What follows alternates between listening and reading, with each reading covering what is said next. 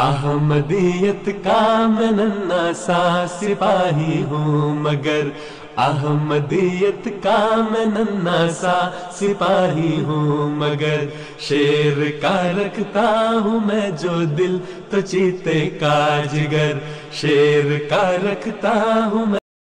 Assalamualaikum warahmatullahi wabarakatuh. Ashhadu an la ilaha illallah wahdahu la syarika lah wa ashhadu anna Muhammadan abduhu wa rasuluh, amma ba'd. Para pendengar yang dimuliakan oleh Allah Subhanahu wa taala, tema daras Ramadan kali ini adalah berkenaan dengan pengorbanan Idfan. Kita sebagai seorang Ahmadi, tentunya telinga kita sudah tidak asing lagi dengan jenis pengorbanan Idfan ini. Pernah diriwayatkan mengenai satu sedekah yang berkaitan dengan Idul Fitri. Allahumma salli ala Muhammadin wa ala ali Muhammadin kama sallaita ala Ibrahim wa ala ali Ibrahim wa barik wa sallim innaka Hamidum Majid.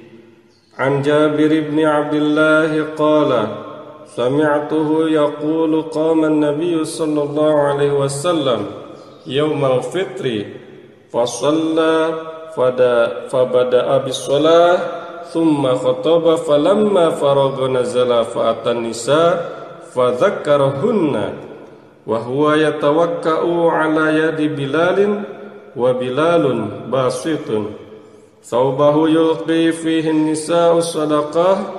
Qultu li'ata'in zakata yaumil fitri. Qala la walakin sadaqatan yatasaddaqna hina idhin tulqi fatakhaha wa yulqin. Dari Jabir bin Abdullah berkata, aku mendengarnya berkata, Nabi SAW berdiri untuk melaksanakan sholat pada hari raya Idul Fitri. Dan yang pertama kali beliau kerjakan adalah sholat, baru kemudian menyampaikan khutbah. Selesai khutbah, beliau turun dari mimbar dan mendatangi jamaah wanita untuk mengingatkan mereka dengan bersandar pada tangan Bilal, sementara Bilal sendiri membentangkan kain miliknya, hingga para wanita tersebut memasukkan sedekahnya ke dalam kain tersebut. Aku bertanya kepada Atta, apakah itu zakat fitri? Ia berkata, bukan, tetapi sedekah yang mereka keluarkan pada saat itu. Mereka memberikan anting dan gelang-gelang mereka. Hadis riwayat Bukhari. Lalu besaran Idfan dan waktu pelaksanaannya itu kapan? Nah, Idfan di zaman Hadrat Masih Maud alaihi salam sedemikian rupa sehingga setiap Ahmadi yang memiliki sumber pendapatan akan memberikan 1 rupiah ya, sebagai Idfan. Namun di zaman sekarang nilai rupiah itu tidak sama seperti dulu. Ya, jadi alih-alih mematok pada 1 rupiah, para Ahmadi hendaknya membayar sejumlah uang pada kedua Id tersebut, yakni Idul Fitri dan Idul Adha. Nah, dengan tetap memperhatikan semangat pengorbanan ini sesuai dengan kondisi keuangan masing-masing. Intinya, Idfan hendaknya dibayar per orang sesuai dengan kemampuan masing-masing menjelang Idul Fitri dan Idul Adha. Lalu apa tujuannya Idfan?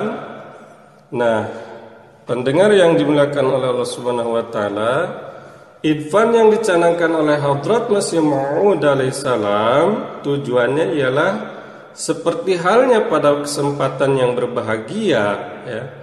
Seseorang itu biasanya menghabiskan uang untuk hal-hal seperti pakaian, makanan, ya, pesta dan hadiah-hadiah.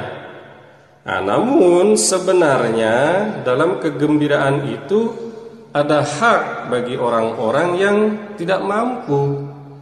Ya, Allah Ta'ala berfirman, A'udzubillahi minasyaitonirrajim, wa fi amwalihim haqqud wa fi amwalihim haqqun lis-sa'ili wal mahrum, dan dalam harta benda mereka ada hak bagi yang meminta dan bagi yang tidak meminta.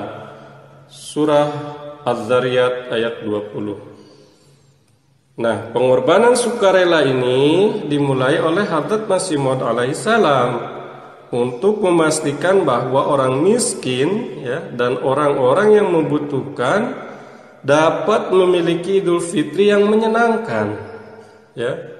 Hadrat Masih Maud alaihissalam bersabda, dalam menyambut kebahagiaan menyambut hari raya Idul Fitri, orang-orang biasa memberikan idi, sejumlah uang yang dihadiahkan pada hari raya Idul Fitri. Nah, itu kepada anak-anaknya. Saat ini yang paling pantas diberikan pertolongan adalah Islam. Untuk itu berikanlah idi kepada Islam.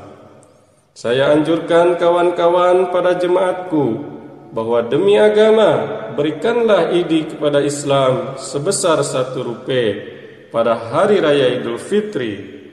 Beliau alaihissalam menamainya sebagai nama idfan. Hadrat Masih Maud alaihissalam juga bersabda, ini benar-benar waktu yang diberkahi. Tidak ada yang diminta untuk menyerahkan hidup mereka. Ini bukan waktu untuk mempersembahkan pengorbanan tertinggi, tetapi ini adalah zaman untuk mengorbankan hartanya sesuai dengan kekayaannya. Al-Hakam 10 Juli 1903. Para pendengar yang dimuliakan oleh Allah Subhanahu wa taala, lalu apa hukumnya idfan? Nah, seperti halnya sedekah untuk membahagiakan orang yang membutuhkan. Nah, pengorbanan jenis ini juga termasuk sunnah, sering diamalkan oleh Rasulullah SAW. Jadi inilah berkenaan dengan pengorbanan idfan di dalam jemaat kita. Sekian, assalamualaikum warahmatullahi wabarakatuh. मैं जो दिल तो चीते का जिगर, दहर में इस्लाम का परचम उड़ाना है मुझे, दहर में इस्लाम का परचम उड़ाना है मुझे। इन मसाइब